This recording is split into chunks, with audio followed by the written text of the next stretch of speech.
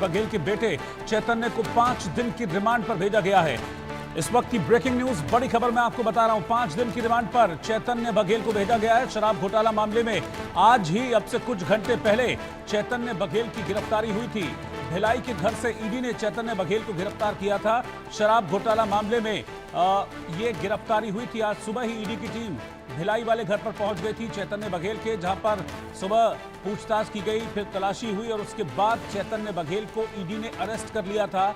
और उसके बाद चैतन्य बघेल को ईडी की टीम रायपुर अपने साथ लेकर आई थी, जहां कोर्ट में पेश किया गया चैतन्य बघेल को। और अब खबर यह मिल रही है कि 5 दिन की रिमांड पर भेज दिया गया है। तो शराब घोटाला केस में ये गिरफ्तारी हुई है चैतन्य बघेल की। हालांकि भूपेश बघेल इसे राजनीति से प्रेरित बता रहे हैं। उनका कहना है कि बदला लेने की नीयत से की गई कार्रवाई है। इस वक्त की ब्रेकिंग न्यूज में आपको बता रहा हूं। सूत्रों के मुताबिक चैतन्य बघेल पर शराब कारोबार में अवैध लेन देन और आर्थिक अनियमितताओं में शामिल होने का शक है ईडी को, और इसी आधार पर यह गिरफ्तारी हुई है। ये वही घोटाला है जिसकी जांच को लेकर लंबे समय से सियासी आरोप प्रत्यारोप चल रहे थे। अब पूर्व सीएम के बेटे की गिरफ्तारी से इस मामले में नया मोड़ आ गया है और इस गिरफ्तारी ने छत्तीसगढ़ की राजनीति में नई हलचल पैदा कर दी है। चैतन्य बघेल, जो कांग्रेस शासनकाल के दौरान मुख्यमंत्री रहे, भूपेश बघेल के बेटे हैं, उन्हें अरेस्ट कर लिया गया है। ईडी ने अरेस्ट किया। अरेस्ट करने के बाद अब 5 दिन की रिमांड पर चैतन्य बघेल को भेज दिया गया है। इस रिमांड के दौरान अब ईडी की टीम चैतन्य बघेल से पूछताछ करेगी और शराब कारोबार में अवैध लेन देन और आर्थिक अनियमितताओं के बारे में ईडी की लंबी चौड़ी सवालों की लिस्ट तैयार है। और इन सवालों के जवाब जानने की कोशिश करेगी ईडी की टीम। गौरव चंदेल इस वक्त हमारे संवाददाता साथ में जुड़ रहे हैं। गौरव, 5 दिन की रिमांड चैतन्य बघेल को। जी बिल्कुल, देखिए निश्चित तौर से जो सुबह से ईडी की दबिश देखने को मिल रही थी, जिसके चलते राजनीतिक भूचाल जो है वो पूरे छत्तीसगढ़ में देखने को मिला है। अब इस पर जो है 5 दिनों की रिमांड जो है ईडी को यहाँ पर मिल चुकी है। आपको बता दूं कि गिरफ्तारी के बाद जो है उन्हें भिलाई से सीधे ईडी के स्पेशल कोर्ट में पेश किया गया, जहाँ पर पूर्व मुख्यमंत्री भूपेश बघेल, डॉक्टर चरणदास महंत और उनके साथ पूर्व मंत्री, तमाम बड़े नेता जो है कांग्रेस के वहाँ पर मौजूद है। और यहाँ पर ईडी और कोर्ट के बीच में लंबी बहस चली, जिसमें 5 दिनों की रिमांड जो है कोर्ट से मांगते हुए नजर आए। और उसके बाद 5 दिनों का जो रिमांड है वो यहां पर दे दिया गया, जहां पर 5 दिनों तक पूछताछ की जाएगी। चैतन्य बघेल से लगातार पूछताछ की जाएगी। पूछताछ क्या की जाएगी, किन बिंदियों पर पूछताछ की जाएगी, तो आपको बता दूं कि शराब घोटाला जो हुआ था छत्तीसगढ़ में, 3000 करोड़ से ज्यादा तक का आंकड़ा जो है अब शराब घोटाला पार कर चुका है। और इस पर चैतन्य बघेल का भी जो नाम है वो लगातार सामने आ रहा था, क्योंकि जो पप्पू बंसल है, एक की गिरफ्तारी की गई थी, जिसके आरोप पर, जिसके दावे पर जो है चैतन्य बघेल की गिरफ्तारी की गई है।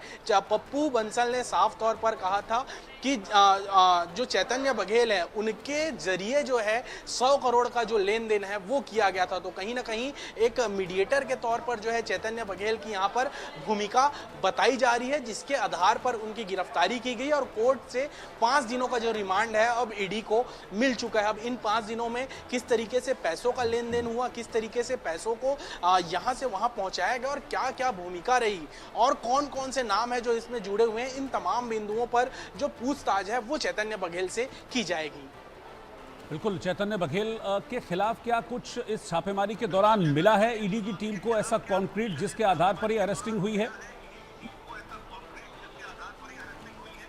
जी बिल्कुल, देखिए जैसा कि मैंने कहा कि इससे पहले जो है शराब घोटाले में कई लोगों की गिरफ्तारी हो चुकी है। इसमें पूर्व आबकारी मंत्री जो भी शामिल हैं, उनके करीबी भी शामिल हैं और कई नाम जो हैं पहले से गिरफ्तार हो चुके हैं। इनमें से एक नाम है पप्पू बंसल, जिसके आरोप पर पप्पू बंसल ने ईडी को ये बात कही थी। आपको बता दूं कि पप्पू बंसल ने ये बयान दिया था ईडी को कि चैतन्य बघेल के जरिए जो है 100 करोड़ का लेन देन हुआ था इसी शराब घोटाले में, जिसके आधार पर ईडी की टीम ने जो है घर पर दबिश दी और घर पर पूरी छानबीन की, कई दस्तावेज जो हैं खंगाले और उसके बाद जो ये गिरफ्तारी है वो की गई है।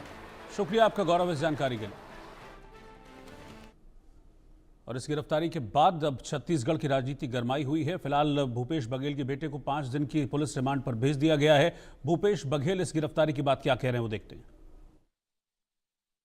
सदन में भी कहा कि अडानी के जो पेड़ कटाई चल रहा है इसके विरोध में पूरे कांग्रेस पार्टी लड़ाई लड़ रही है और दबाव पूरे सरकार में है, प्रशासनिक तंत्र में है और विपक्ष को दबाने के लिए ये रणनीति अपनाई गई है जिसके कारण से आज नेता प्रतिपक्ष ने विधानसभा में ये घोषणा की कि हम इस कार्रवाई के विरोध में दिन भर के सदन की कार्रवाई बहिष्कार करते हैं। भाई कवासी लखमा भी टारगेट किया, देवेंद्र यादव को टारगेट किया, अभी मेरे बेटे को टारगेट कर रहे हैं। इसका मतलब ये है दबाने की कोशिश कि कोई आवाज़ अडानी खिलाफ ना बोल सके। पिछले समय मेरा जन्मदिन था तो मेरे सलाहकार और मेरे OSD गिरफ्तार किया गया।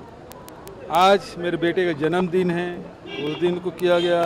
उस समय भी सत्र चला था तो मुझे तो रोक दिया गया था, पिछले सत्र में नहीं आने दिया गया था, इस समय सत्र में आने दिया गया। दबिश के बाद जो है विधानसभा में सियासत गर्माती हुई नजर आई। तहाँ तमाम आरोप जो है बीजेपी की सरकार पर कांग्रेस लगाते हुए यहाँ से बहिर्गमन कर चली। तो यहाँ पर बीजेपी विधायक हमारे साथ मौजूद हैं। किस तरीके से देखते हैं जो गिरफ्तारी की गई और उस पर विरोध कांग्रेस कर रही है? देखिए, कांग्रेस को विरोध करने की आवश्यकता क्या है? ईडी अगर आपके आई है तो उसको आप सहयोग कीजिए जांच में। और अगर ईडी अगर राजनीतिक द्वेष भावना होता तो चरणदास महंत या उमेश पटेल के यहाँ और दीपक बैच के यहाँ ईडी क्यों नहीं आई? सरकार के मुखिया आप थे, आपके नाक के नीचे करप्शन हुआ। करप्शन में आपके सरकारी गवाहों के हिसाब से आप भी संलिप्त थे। आप कहीं ना कहीं आपके नेता कवासी लखमा शराब घोटाले में अंदर हैं, कई अधिकारी जो जेल में हैं। तो ये स्पष्ट दिखाता है कि कहीं ना कहीं आपकी संलिप्तता है। आप ईडी की जांच में सहयोग कीजिए। यहाँ पर विपक्ष का कहना है कि ना चैतन्य बघेल सरकार में रहे हैं, ना वो किसी नेता रहे हैं, ना विधायक रहे हैं, फिर भी उन पर ये शिकंजा क्यों कसा जा रहा है? यही तो जांच है और इसी के जांच का खुलासा ईडी करेगी कि गिरफ्तारी क्यों की है।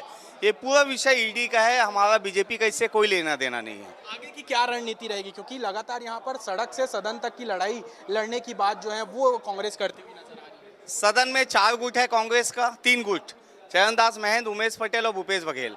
सड़क पे आते हैं तो एक चौथा गुट जुड़ जाता है, वो है दीपक बैच जी का। तो इनको स्पष्ट करना पड़ेगा कि गुट कितने हैं, कांग्रेस कब एक होगी।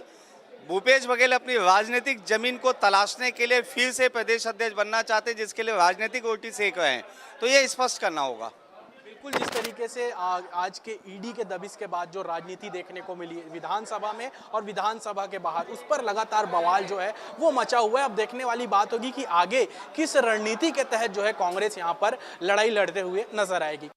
पर विधायक मौजूद है कांग्रेस के, किस तरीके से देखते हैं आज क्या रणनीति रहने वाली है? देखिए, ये जानबूझकर दबाव की राजनीति है सदन पे। जब आज अडानी के कोल ब्लॉक यानी कि अवैध जंगल की कटाई के विषय पर ध्यान हमारे लोगों का स्थगन लगा था, जान रहे थे कल भी चर्चा नहीं हो पाई थी, आज चर्चा होना तय था, पर चर्चा से हम नहीं भाग रहे हैं। भारतीय जनता पार्टी की सरकार चर्चा नहीं कराना चाहती, बार बार रोकने का प्रयास कर रही है।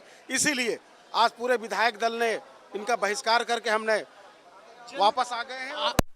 और आज देखिए, दुर्भाग्य की बात है कि हम सबको दबाने के लिए ईडी के द्वारा हमारे माननीय नेता भूपेश बघेल जी के ऊपर पहले भी कार्रवाई हुई और आज भी सुबह उनके घर 6 बजे जाकर उनके पुत्र को आज जो पकड़ कर ले गए हैं, पता नहीं अभी कोर्ट जा रहे हैं उनको साथ देने के लिए पूरे विधायक दल। अब देखते हैं क्या निर्णय वहाँ पे कोर्ट से होता है, पर हम कांग्रेस पार्टी भूपेश बघेल के परिवार के साथ हैं। किस तरीके से देखते हैं जन्मदिन के अवसर पर इस तरीके से रेड डाली जाती है, गिरफ्तारी की जाती है, क्या संदेश देना चाह रहे हैं? देखिए, संदेश देना जा रहे, सीधी सी बात है, एक आम जनता की बात है कि भाई जन्मदिन के दिन, अरे भाई आपको कार्रवाई तो पहले भी इसके पहले कर चुके हो। आज जन्मदिन है, जन्मदिन में सब लोग उसके समर्थक लोग उनको बधाई देने के लिए आ रहे हैं और आप हथकड़ी लेकर जानबूझकर किसी दिन आ रहे हैं गिरफ्तार करने के लिए।